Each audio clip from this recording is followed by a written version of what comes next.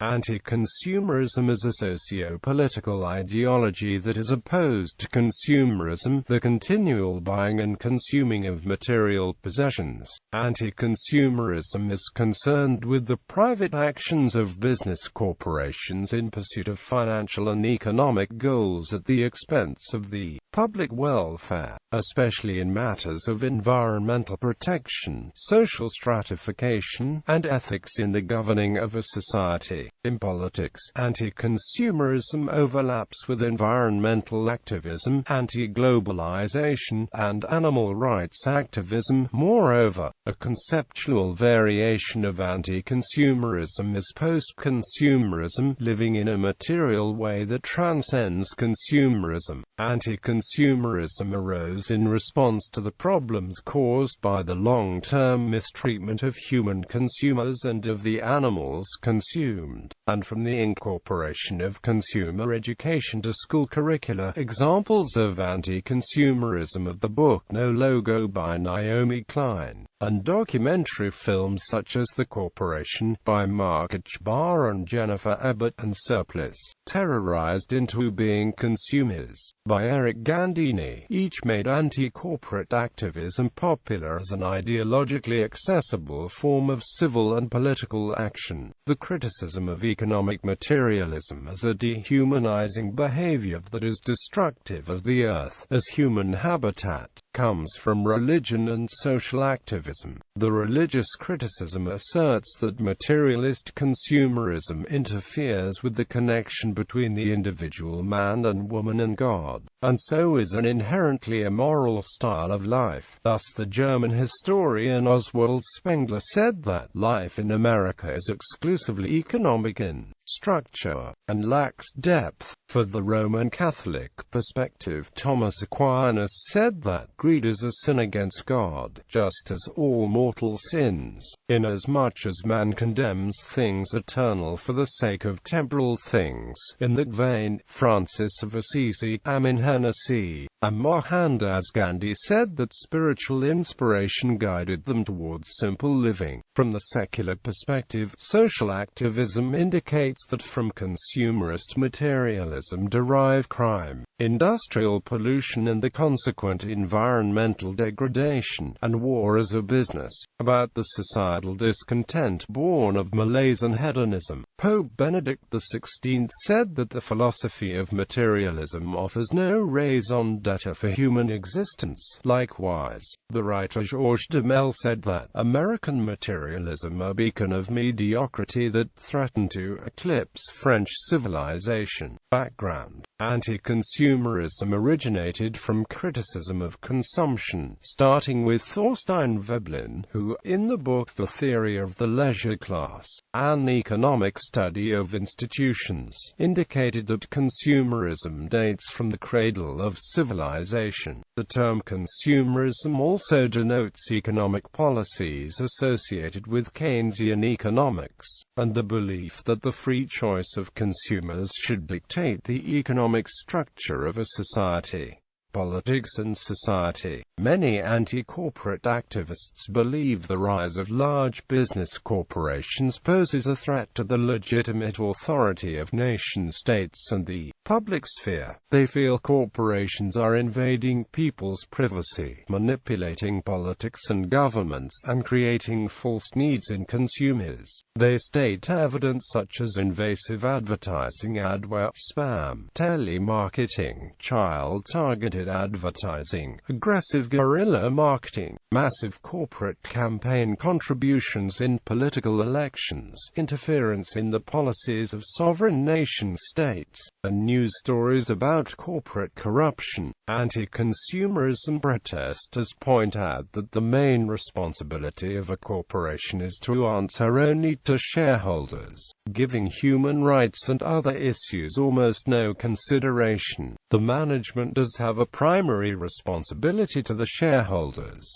since any philanthropic activities that do not directly serve the business could be deemed to be a breach of trust. This sort of financial responsibility means that multinational corporations will pursue strategies to intensify labor and reduce costs. For example, they will attempt to find low-wage economies with laws which are conveniently lenient on human rights, the natural environment, trade union organization and so on. An important contribution to the critique of consumerism has been made by French philosopher Bernard Stiegler, arguing modern capitalism is governed by consumption rather than production, and the advertising techniques used to create consumer behavior amount to the destruction of psychic and collective individuation. The diversion of libidinal energy toward the consumption of consumer products, he argues, results in an addictive cycle of consumption, leading to hyper-consumption, the exhaustion of desire, and the reign of symbolic misery. Conspicuous consumption, it is preoccupation with possessions, more than anything else, that prevents us from living freely and nobly. Trying to reduce environmental pollution without reducing consumerism is like combating drug trafficking without reducing the drug addiction. In many critical contexts, the term describes the tendency of people to identify strongly with products or services they consume, especially with commercial brand names and obvious status-enhancing appeal, such as the brand of expensive automobiles or jewelry. It is a pejorative term which most people deny, having some more specific excuse or rationalization for consumption other than the idea that they are compelled to consume. A culture that has a high amount of consumerism is referred to as a consumer culture. To those who embrace the idea of consumerism, these products are not seen as valuable in themselves,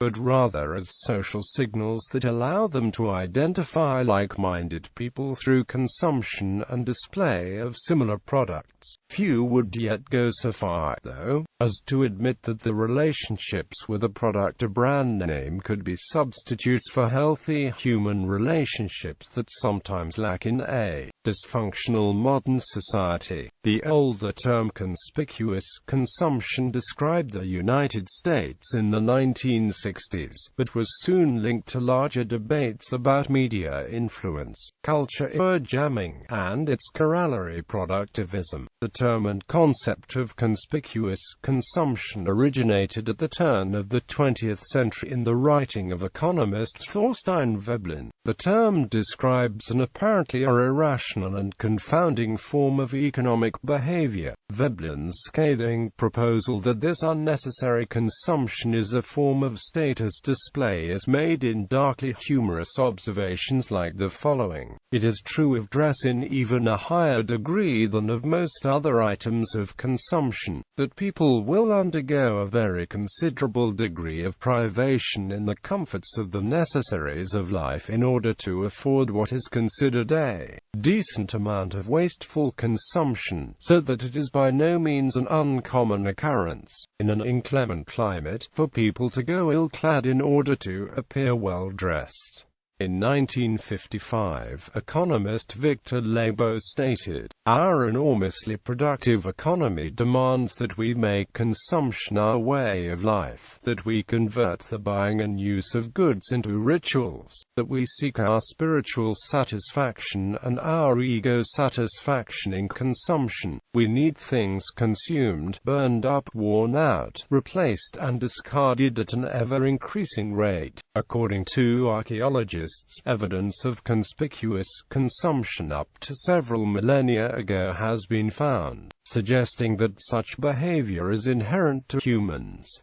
Consumerism and advertising. Anti-consumerists believe advertising plays a huge role in human life by informing values and assumptions of the cultural system, deeming what is acceptable and determining social standards. They declare that ads create a hyper-real world where commodities appear as the key to securing happiness. Anti-consumerists cite studies that find that individuals believe the quality of life improves in relation relation to social values that lie outside the capability of the marketplace. Therefore, advertising attempts to equate the social with the material by utilizing images and slogans to link commodities with the real sources of human happiness, such as meaningful relationships. Ads are then a detriment to society because they tell consumers that accumulating more and more possessions will bring them closer to self-actualization, or the concept of a complete and secure being. The underlying message is that owning these products will enhance our image and ensure our popularity with others. And while advertising promises that a product will make the consumer happy, advertising simultaneously depends upon the consumer never being truly happy, as then the consumer would no longer feel the need to consume needless products. Anti-consumerists claim that in a consumerist society, advertisement images disempower and objectify the consumer. By stressing individual power, choice and desire, advertising falsely implies a control lies with the consumer. Because anti-consumerists believe commodities only supply short-term gratification, they detract from a sustainably happy society. Further, advertisers have resorted to new techniques of capturing attention, such as the increased speed of ads and product placements.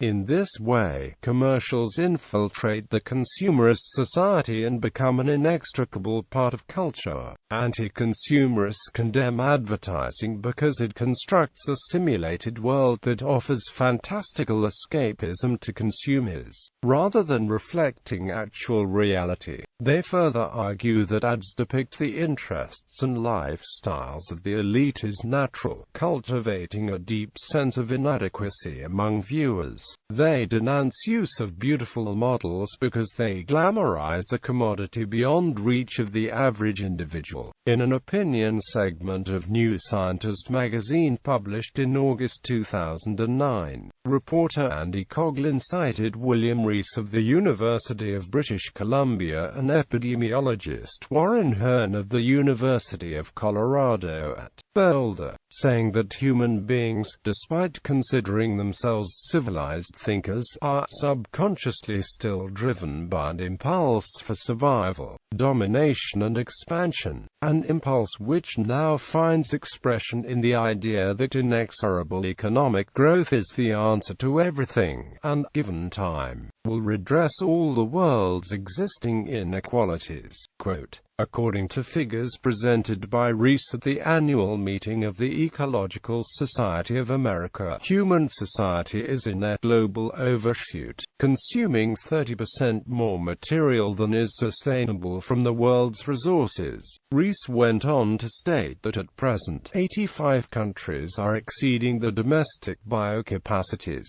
and compensate for the lack of local material by depleting the stocks of other countries. Alternatives to mainstream economic concepts such anti-consumerist, anti-capitalist notions are not without their detractors. New thought and theory has spurred movements to alter world economic climate. Green movements and some other thinkers are opposed to the focus put on economics. The need for terminology has created familiar ideas such as carrying capacity and ecological footprint. David Ricardo, an early economist, had ideas that state the finitude of growth rather than the opposite. His ideas were similar to those of Mark Twain when he said, "By land, they don't make it anymore." To Ricardian logic, land was a limiting factor. Criticism. Many have accused anti-consumerists of opposing modernity or utilitarianism. Right-wing critics see anti-consumerism as rooted in socialism. In 1999, the libertarian magazine Reason attacked anti-consumerism, claiming Marxist academics are repackaging themselves as anti-consumerists. James Twitchell, a professor at the University University of Florida and popular writer, referred to anti-consumerism arguments as Marxism light. There have also been socialist critics of anti-consumerism who see it as a form of anti-modern, reactionary socialism, and state that anti-consumerism has also been adopted by ultra-conservatives and fascists.